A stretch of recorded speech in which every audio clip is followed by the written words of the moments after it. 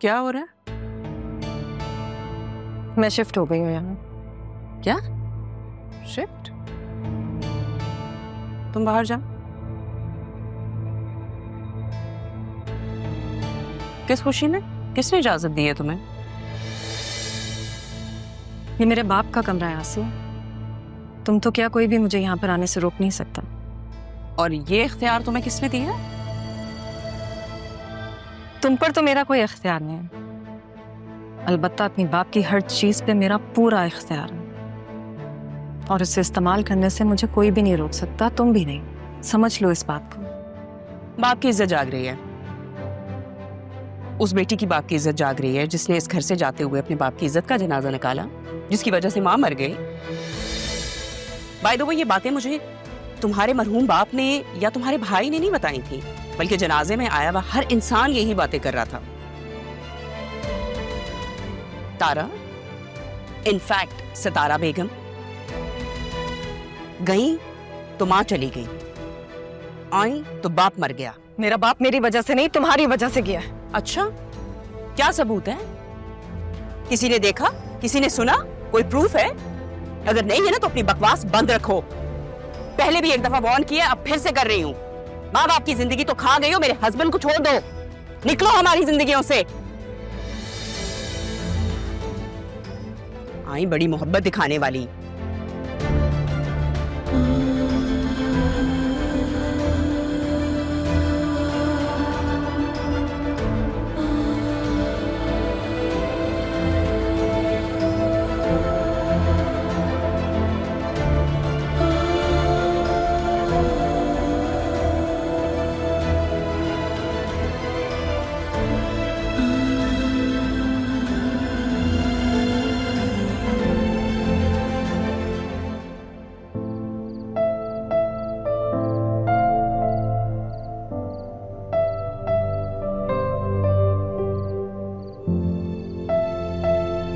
यहाँ अकेली क्यों बैठी हो?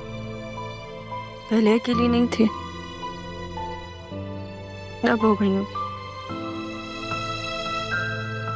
पता चल गया मुझे मेरा इस दुनिया में कोई नहीं। तुम यहाँ क्या कर रहे हो?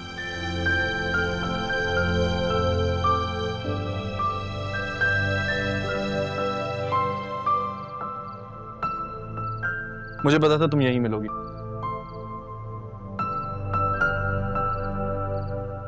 असिस्टेंट कमिश्नर का टाइटल मिलते ही आपसे तुम। सॉरी, आपसे बात करनी थी। अब बात करने का क्या फायदा?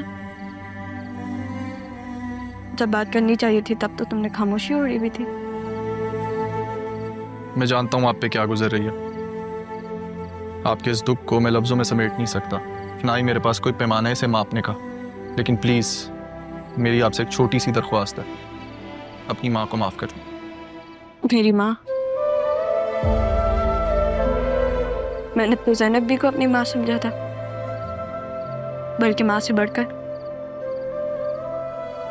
उन्होंने कोई कमी तो नहीं छोड़ी थी?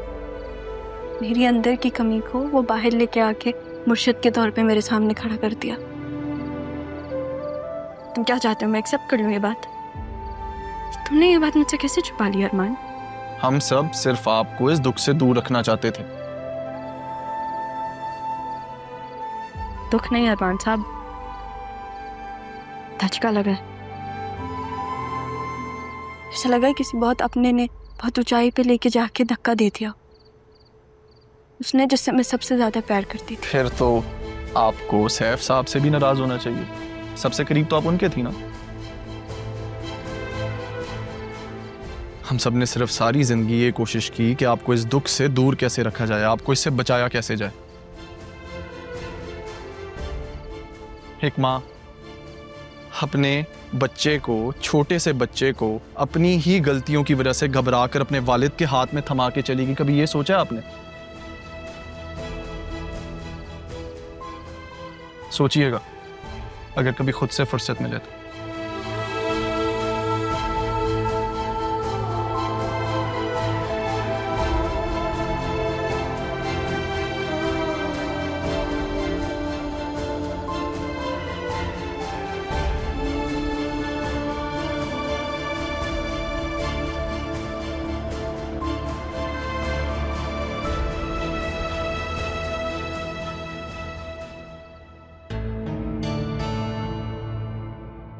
अभी कमरे पर काबिज हो रही है, कल को जायदाद में भी हिस्सेदारी मांग लेगी और अदील बाप के बाद बहन की मोहब्बत में ऐसा कर भी देगा। उफ अल्लाह, हद है अदील की भी। क्या क्या सोचा था और क्या हो रहा है। जिंदगी में सुकून ही नहीं आके दे रहा इन लोगों की वजह से। ज़ैनबी, बात सुनिए, इधर आइए।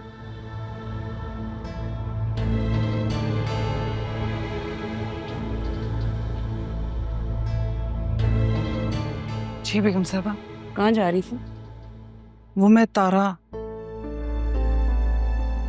मेरा मतलब है सितारा बेगम साहबा के पास।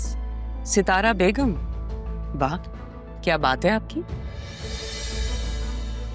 बहुत अच्छा खेल खेला है आपने, काफी अच्छी प्लानिंग की है, मानना पड़ेगा ये।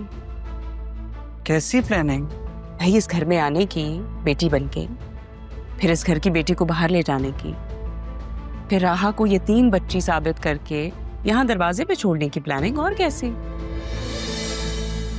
और जब उससे भी आपका दिल नहीं भरा तो आपने क्या किया? इस घर से भागी हुई बेटी को वापस इस घर में ले आई, अपनी बहन बना के उसे केयर टेकर बनाया ताकि मेरे हस्बैंड की सिंपैथी ले सकें। क्यों? क्योंकि आपको इस घर की, इस जायदाद की, प्रॉपर्टी में हिस्सा चाहिए था। बेगम साहबा, अगर आपको सच बताया नहीं गया तो इसका ये मतलब नहीं कि सच कभी था ही नहीं। एक्सक्यूज मी, आप ये किस लहजे में मुझसे बात कर रही हैं? और आपको क्या लगता है मैं कौन हूँ ज़ैनबी? मुझे समझ में नहीं आता क्या? आपने ये जो स्क्रिप्ट लिखी है ना, बड़ी अच्छी है, आपको दाद तो देनी पड़ेगी। अब तो आप इस कहानी के सब किरदारों को जान चुकी हैं, तो उनकी मजबूरियों को भी समझने की कोशिश करें। हो सकता है इसी तरह आपकी गलतफहमियों के जवाब मिल जाए। Well done. आपसे कहा ना मैंने कि आपने बहुत अच्छी कहानी लिखी है। क्या बात है आपकी। मुझे समझ में नहीं आ रहा कि आप कहना क्या चाहती हैं। आई नो, थोड़ी सी गद्दारी कर गई हैं आप। भाई, इस घर का नमक खाया है, इतना तो सोच लेती। थोड़ी सी वफादारी तो करनी थी ना आपने तो वो भी नहीं की। बेगम साहबा, मेरे खून में कभी नमक हरामी नहीं थी। मैंने वही किया जिसका मुझे हुक्म मिला था। वो कहते हैं ना, कोई लाख कोशिश कर ले लेकिन नाखूनों से मांस अलग नहीं हो सकता। मुझे तो ऊपर वाले ने इस घर में वसीला बनाकर भेजा था। अगर मुझे ना भेजता तो किसी और को भेज देता, लेकिन लिखने वाले ने कहानी यूं ही लिखी थी।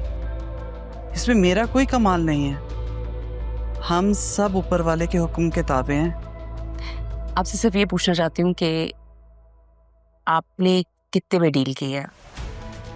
भाई, अच्छी खासी बड़ी कहानी लिखी है, टाइम लगाया आपने, बड़ी जहानत से सब कुछ किया है, तो पैसे तो लिए होंगे ना?